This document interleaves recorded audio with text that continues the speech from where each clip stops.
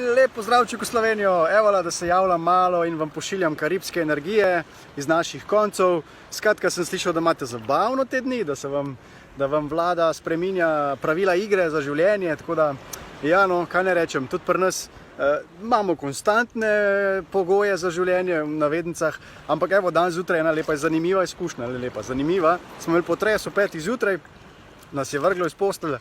In ja, zanimivo je pogledati bilo predvsem, kako smo različno odreagirali na tisti par sekundni potres. Nekdo je, ena hčerka je vse v redu, tako močna, odločna, druge dve sta se tam smejale v poslah, žena je iskala kam, kako reagirati, kaj potres, kam si treba skriti med štoke gor dol.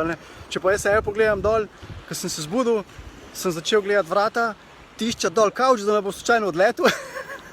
Skratka, hotel sem celo iti do vrat, pa jih držati, da ne bojo ropotala več, skratka, kar nekaj. Tako da zanimivo, kako imamo neke podzavestne vzorce, kako odreagiramo v situacijah, ko so nepredvidene. Tako da mogoče tudi vam tak izzivček, da pogledate sami pri sebi, kako ste odreagirali, oziroma kako reagirate na teh dneh, na te zanimive izzivčke, ki vam jih vsak dan dajo dodatne. A ste jezni, a ste žalostni, a ste razočarani, a ste v dvomu, a samo opazujete in se čudite, a se smejite, ali karkoli, a ste dobri, skratka, poglejte vse, pa je vedno jaz kot večni optimist rad gledam tako optimistično, da se bo vse uredilo, tako da upam, da vas bo ta karibska energija pokrila, da boste tudi vi bolj optimistično gledali in da se bo res zadeve uredile, tako kot se morajo. Skratka, srečno, pa eni pozdravčki s Karibov.